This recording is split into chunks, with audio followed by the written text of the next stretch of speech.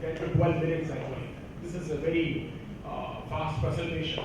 So in the fourth genome, my title is The Genome is a Fractal and its Clinical Applications. I'm going to start presenting that.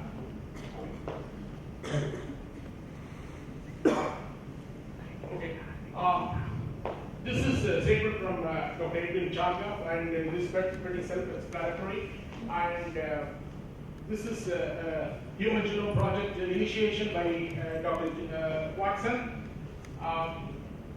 And the Human Genome Project, two trailblazers, one is Francis Collins, Craig Venter, and Hood. And this is a lot of tutorials, so I go very fast. So this is a statement by Washington University School of Medicine. We often seem to be patching holes and building on top of the whole architecture instead of tearing down and remodeling the right way. And that is long, it takes us a long way into the statement that he makes. And Craig Venter discusses the Human Genome Project and mapping. And one of his, he laments that 15 years back, they sequenced the genome, and yet, at the moment, much of the human genome, there is interpretation. It's still a bottleneck. The human genome gets sequenced. So many genomes have been sequenced, so it's a bottleneck. So it's a formidable challenge to sequence the human, so not to sequence the human genomes, but to interpret those human genomes and to have a clinical implication of that.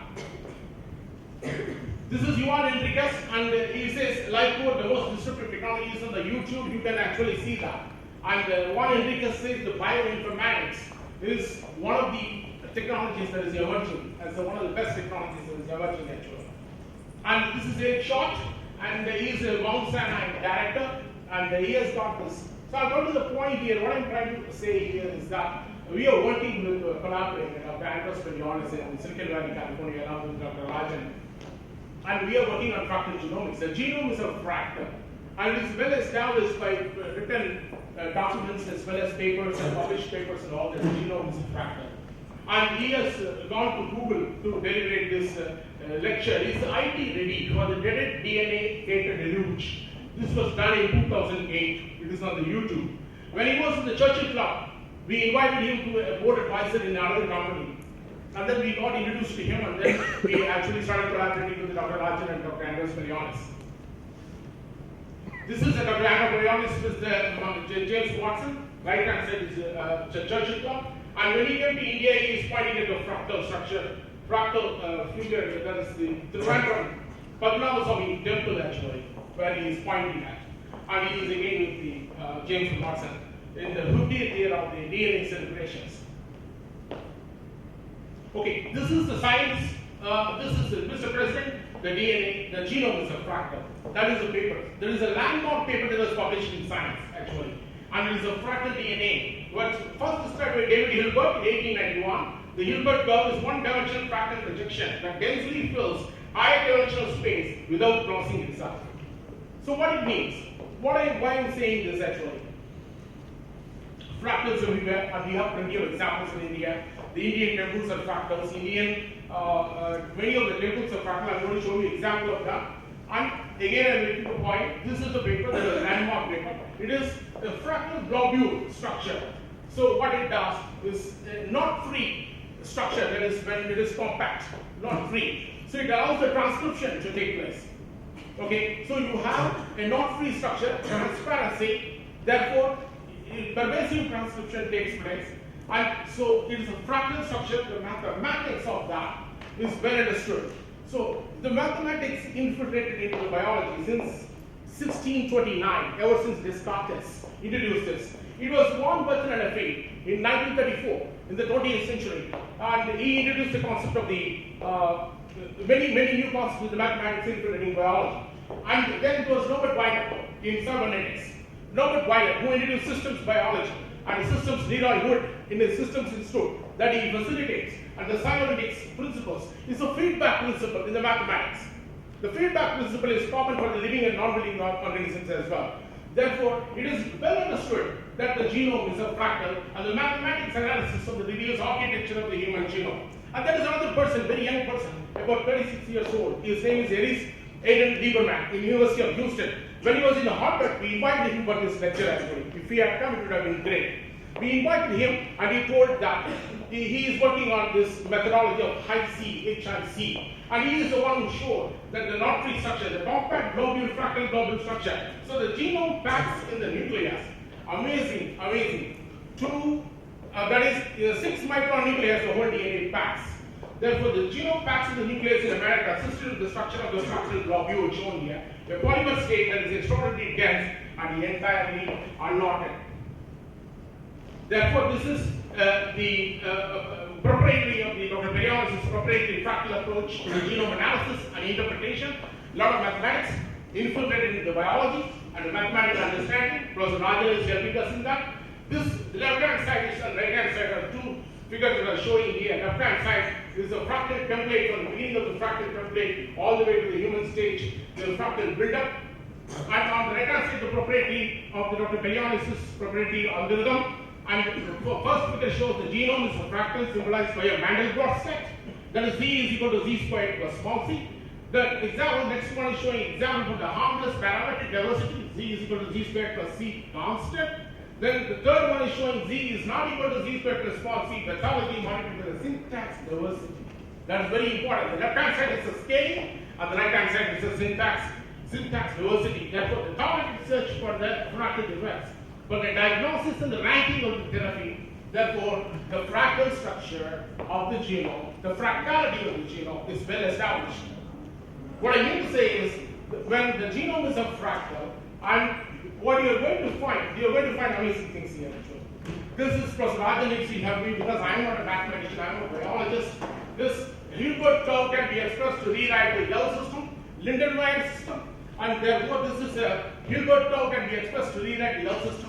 And there are some mathematical things that I'm not going to go into detail due to the time constraint that I have here. So what Eric Schott has put up this Mendelspot.com where he shows the genome is a fractal using math in the biology. And down here is Dr. Gabriel Elosa, and he is the one who worked with Benoit Mandelbrot, to whose memory the complete series of the proceedings volumes of the fractals in biology and medicine are dedicated. See, two fundamental axioms are going to be posted. I'm going to release them today. Two fundamental axioms. Junk DNA. Think of the ENCODE project. Is it an unnecessary wastage of the public taxpayers' money? ENCODE project. And the second point is that recursion in the recursion theme that I'm going to introduce you right now. Actually, okay. I'm going to skip this. Things. Fractals, examples. Okay, and we don't need this actually. Okay, this is a good point here. Central dogma right along is DNA to RNA to protein. Therefore, is it a feed forward flow? DNA, RNA, protein, right? Therefore, see what you see here, for example, transcription factors. For example, we know that transcription factors bind to the DNA. And off and on structure. And where you have regulation. Cancer is a genome regulation disease. Genome regulation disease. Again, I repeat that this genome regulation disease is the dysregulation of certain processes, and therefore it results in cancer. Therefore, the fundamental axiom is posterior. This is what Dr. Andreas Perianis proposes that in one of his paper, landmark paper, that it is DNA, RNA, protein, DNA, RNA, protein, DNA, RNA, protein. It goes on, actually. So the feedback, that is the recursion. Okay? So that is the theme that is established there. So this is the mRNA sequence, and you see the repeats. All these repeats that you see here, these are fractal repeats. Therefore, that it is not unusual to find these repeats here, and I'm coming to this is a free knot structure that Elise and Lieberman is showing again. And I skipped this actually, and this is very important. And here you see this Hilbert fractal, and where you see the see-through. Again, you will see see-through. Again, you see the see-through, the space. What happens in cancer is the clogging, the transparency that I'm explaining here, and in this structure. Intact fractality, the hyperactive genome is functionally transparent, readable in parallel. The fractal defect of a copy number alteration here blocks transparency, disrupts functional proximity. The result is misregulation. The result is cancer. That is the That is a discovery. So therefore, two fundamental axioms are being debated here. One is that the jump DNA comes. The second is Ono, who introduced that. And second one is that the recursion tree that is being introduced. Therefore, how do you industrialize this? What is the business model? We are from industry. So far, academic research is good, and everything academic is good. So, how do you industrialize this? In industrial food genome sequencing, you do the genome analytics, and therefore measure the drug efficacy by DNA fractal defects before and after treatment. And in the pharma, that is very useful. Develop genome-based treatment, measure the efficacy, that is in the cancer center. It can go on the cloud. Then the third one is DNA fractal defect pattern determines best matching therapy. That is useful in the hospital. Therefore, we can industrialize this concept. So this, I will skip some of the explanations. So this is another example of a paper where they are showing fractal dimension as a novel measure of the prostate cancer grading. Therefore, it is becoming true that this fractal defects are, has been established. So again, this is David Hausler, a professor of genomics, and he says sequencing, and you see in the middle I want to emphasize this point, a massive computation problems looms in interpreting this data. And David Hausler has got this 10,000, Dr. Mandatunani knows also this, he is in UC Santa Barbara actually, UC Irvine, I think. He has got this cancer genome atlas project. So this is what he is doing. So this is again Bill Gates interviewing Siddhartha Mukherjee on the book that he has written, Gene, that he has interviewed. It's also on YouTube, actually. So this is 4 key papers, from which I'm talking right now. The one point I want to make very quickly is 2 points shortly. First point is the fractal growth governs the fractal organisms.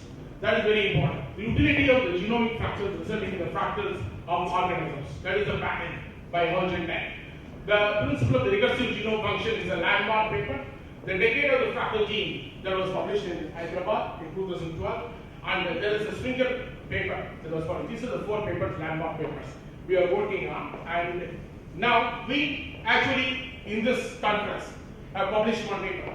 And we could not publish it in any other, this one, because we were saving it for this conference actually. Therefore, genome editing, a novel business opportunity for India as a BRICS country to excel in global genomics enterprise. And here you see the paper that is, you will see it will be in your CV actually.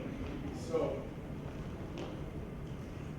this is again the genome editing. The paper, if you go through, you will understand. Because of short of time, I'm not able to go through the paper here actually. So this is the Time magazine reporting on the CRISPR-Cas9. So what it says is that both of these women have brain tumors. One is beating the odds, both in the cancer gap. So this article will be helpful to you for students and other people who can go through this.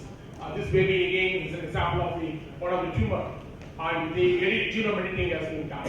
Okay, the survival of that, and that is also on YouTube actually.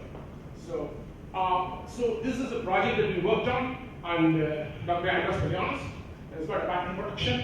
He's got the papers, landmark papers, and he's working with me and Dr. Rajan and in India, and he is very India-centric, very much interested in developing the projects in India. And should anybody interested, please get in touch with us, and we can take that forward. So I have very few. This is Michael Levitt. He is the director of multi-scale biology, Nobel laureate, and you see Andres Palianos along with him. He is a Nobel laureate. He actually has endorsed the fractal genomics and genome as a fractal. Actually. So I have acknowledgements. I will skip that, and I will skip this. And finally, I want to thank Dr. Rajan. And finally, I want to thank Dr. James Hicken, my advisor in the United States. He is now Vice Chancellor of the University of Colorado at Denver, actually. And he has been the instrumental for my education and for my lifetime education in biology. And my coach, Dr. E.G. Rajan, in infirmatics and mathematics. And my coach in genomics, Dr. Andres Palianos. The collaboration makes it all happen. Thank you very much for listening to me. So, Ramanujan, I just have one question.